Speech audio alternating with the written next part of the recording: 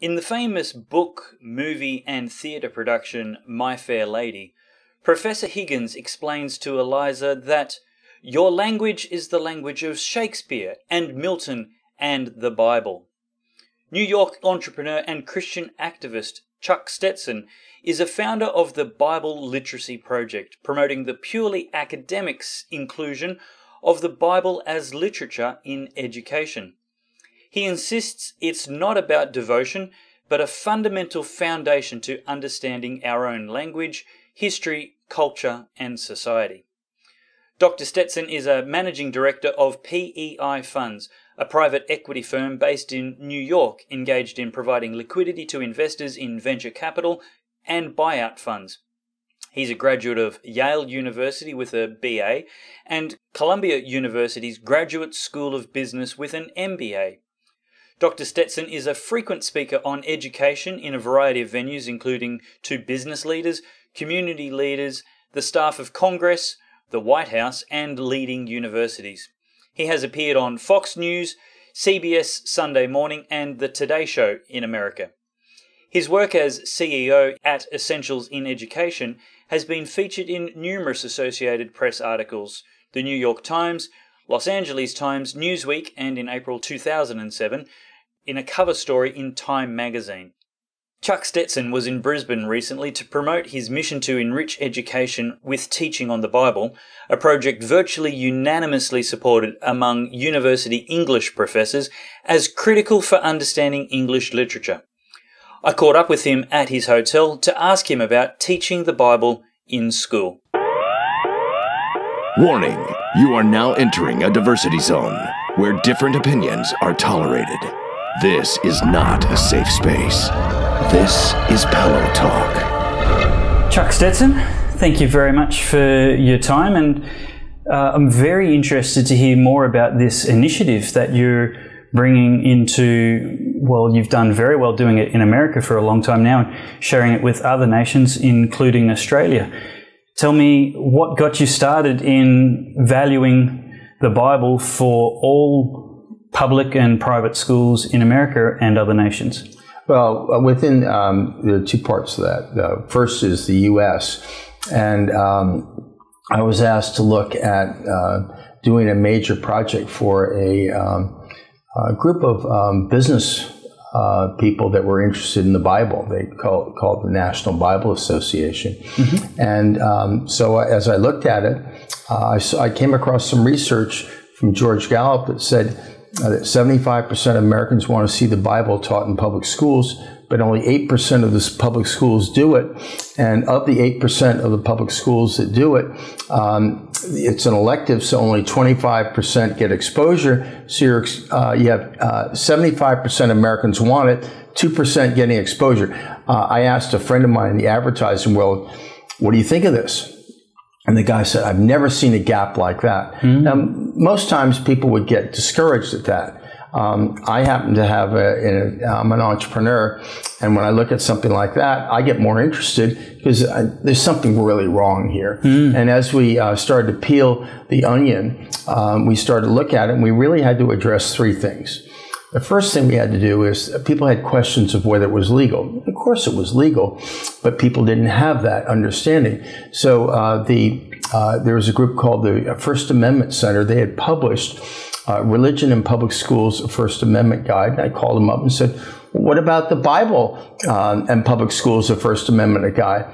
And the head of the First Amendment Center thought that was a good idea. He was in my office within 2 weeks, and 11 months later, we had the Bible and public schools, the First Amendment Guide. And what we did is that built a coalition. We had the National School Boards on it. We had the American Federation of Teachers, National Education Association, our two big teacher trade associations. Mm. But we also had Christian groups. We had Jewish groups. We had a lot of school groups that had signed on to that. So that was a big win. It was a start. But just because it's legal doesn't mean you should do it. So we got... I actually want to ask you more about the legal question. Sure. You're referring to the First Amendment and Correct. the part of it that is known as the non-establishment clause, whereby it prohibits the United States government from establishing a religion. Right.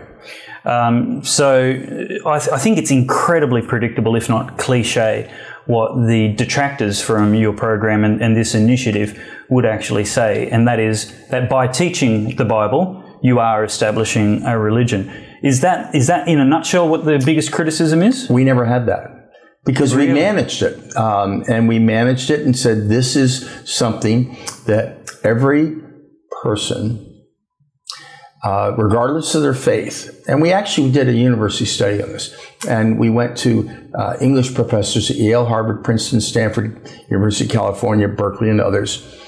38 out of 39 professors agreed with the statement: an educated person, regardless of their faith, knows the Bible. And wow. And here's how we can say... Were they Christian professors? No, they were mostly secular. Wow. You know, even Dawkins says, and the poet laureate in the UK, they're secularists, and they say you need to know the Bible. And here's the issue. Without the Bible, you can't fully understand the English language, English literature, art, music, and history, and culture. And for example, let's just go to literature. There are over 1,300 documented references in the plays of Shakespeare to the Bible. Wow. And there are only 36 plays. If you don't know the Bible, you don't know Shakespeare. And then let's look at Herman Melville's Moby Dick. You can't get past the first line. First line is "Call me Ishmael." Well, who is Ishmael? Oh, I'm sorry. The Norton Anthology puts a footnote, a wanderer. Do you think that that's what Herman Melville really wanted you to know and to think about? And you miss the imagery. There's a whole context there, isn't it, that's completely lacking with a little footnote that's 2 words long. Right. And you would certainly miss the imagery of The Old Man and the Sea by Ernest Hemingway. You just can't read all of this stuff. One professor, English professor from Brown, said that without the Bible, it's like working with a dictionary that has 1/3 of the words missing. You just can't really do it. I think that there's an even more important thing. In Australia, you've been talking about Australian values. Okay. Usually in the teaching, you teach values. Well, the Greeks taught values, and in the 7th and 8th century BC, they taught values. Let's see, what values did they teach? Oh, yeah, they had the Iliad. How does that begin? Oh, let's look at the first line. Rage, goddess, sing of the rage of Peleus' son Achilles. It's about rage and revenge. Oh, that's interesting. Those are character traits. How about going to the Bible? They're not exactly what we want for society, is it? Right. Well, we go to the Bible, and what do we get? Compassion, kindness, meekness, forbearance, forgiveness, and love. Which do you want? Which do you want to tell your kids? And they're both character traits. Character comes from the Greek meaning etching, and it's who you are. But what do you want? Now, the Greek world had tribalism. And there's still, if you go to the Gulf states, which I do a lot, there's tribalism. In the Bible, they got rid of tribalism. How did they do that? The word compassion came into the Greek language for the first time in the 1st century AD, and it came in, and it shows up 12 times in the New Testament. And in the parable of the Good Samaritan, you have the priest and the Levite, and they walk on by. Now, it's often not taught this way, but it should be taught this way. Why did the priest and the Levite walk on by? Because that's what good Greeks in the Hellenized world did. They wouldn't pay any attention to anyone else. They held it in. And you certainly didn't want to suffer. So here you have the Samaritan who was hated. He and the Jews, they hate each other, right? He comes by. He gets off his donkey, his transportation, at great risk. Probably the bandits are still there, and they'd just like to get him as well as this other guy. and you have the guy, the enemy, taking care of this guy, putting him on his donkey, transporting him to an inn, taking care of him there, and telling the innkeeper, would you look out after him? Here's 2 days' wages. If you need more, put it on my account. Yeah. I mean, this had to blow away the whole ancient world. So what you're talking about is that the Bible isn't just incredibly useful, if not indispensable, for a proper foundation for understanding our own culture, language, arts, and history, but it's actually a proper foundation for our future in character development, in right. developing a virtuous citizenship. Right, and I'll now take it to government. Where do you think freedom comes from? If you look at all of the worldviews in the world, there's only one place you get freedom and self-governance from. It comes from the Bible. And we have in the United States, we have the Declaration of Independence. And that led to the U.S. Constitution, the longest-serving constitution in the world. That is incredibly relevant to us. If any viewers are thinking, well, who cares? It's the U.S. Declaration of Independence. It was an absolute certain source of inspiration for our constitutional convention 120 years ago. Right, and it had biblical values. Let me give you another declaration. How about the Declaration of the Rights of Man and of the Citizen? Actually, Thomas Jefferson, who did a couple of the first drafts of the U.S. Constitution, he advised Lafayette, who introduced the French Declaration into the National Assembly. Okay, let's see what happened with that one. By the way, that was a secular declaration. Well, let's see. Yeah, they had the French Revolution, the Reign of Terror, tens of thousands of people going to the guillotine. Then they had Napoleon, the dictator, for 11 years. Do you know that they have had 17 constitutions and 5 republics? I did not. Well, wow. One declaration based in the Bible led to the longest-serving constitution, and one led to total chaos. Which do you want? And so we need to know that. We need to know where we got our freedom from. I was just in Kenya, and I was saying, do you know why Britain and France Britain in the case of Kenya, but also France on the West Coast, let all of these countries go? It came out of the Atlantic Charter. People don't know the Atlantic Charter, but it was signed in August 16, 1941 by President Franklin Roosevelt and Winston Churchill. It was the result of 11 meetings between President Roosevelt and Winston Churchill, of which 8 were attended by Roosevelt's son, Eliot, who took notes. And I love the notes, looking at the notes, because Churchill is going apoplectic as Roosevelt says, the British Empire is over. British Empire once owned 28% of the land of the world. The sun will never set on the British Empire. But what did Roosevelt know? Roosevelt knew that in the Bible, in Genesis 12:1, God says to Abram, I will make you a father of nations. He didn't say empires. He said nations with self-governance and self-determination. And so was that in the notes? No, that wasn't in the notes, but I'm sure that's where it came from. Okay. Because the concept, my point is that the concept of nations is a biblical concept. This was endorsed by 22 nations, became the basis for the United Nations, and I believe that's why we have in New York the United Nations, not the United Empires. And the British Empire was in fact over because people had to go to self-determination, which is a biblical worldview. It does not exist in other world religions. Yeah. So we need to know where we get this freedom from, and we need to know about it so we can preserve it. So your reasons for suggesting the Bible is a must go to place as part of a good balanced curriculum is that it's indispensable to understanding our culture, language, history, and art. It's foundational to good citizenship, good morality, and it's also foundational to the best freedom the world has ever seen. Tell me, what kind of problems has there been in implementing? Where have you encountered resistance, and what has been the steps to successfully getting it in as many schools as you have? There's been no opposition. There's been a little bit of grumbling from some people that are Christians that want to see it more devotionally.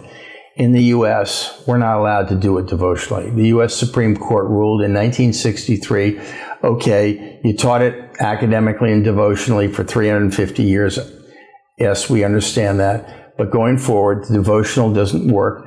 But the academic can go ahead. And what happened is that the schools threw the baby out with the bathwater. Threw out both. Wow. And we're just trying to bring the baby back. Okay.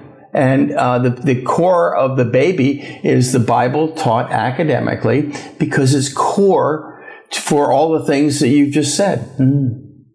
And how does that look? How do you teach the Bible properly, academically, taking away the faith or devotional part of it? Well, we're not taking anything away. What we're doing is, first you have to know the narrative before you can engage. And I can tell you that people in the, generally speaking, there's been a survey in the U.S. There are 244 million adult Americans. 70% would claim to be Christian. Do you realize that only 10% have a biblical worldview? Well, if 10%, 24 million people, if it's only 24 million people, that's not a lot. You would think. And I think that that's why, if you don't know the Bible, if you don't have a biblical worldview, people that call themselves Christians really aren't Christians. So they're perhaps more Christian culturally Christian than fundamentally Christian. Or in name only. They're just not Christians. They don't behave like Christians. I even worry about places like Kenya. Kenya has about 65% Christian.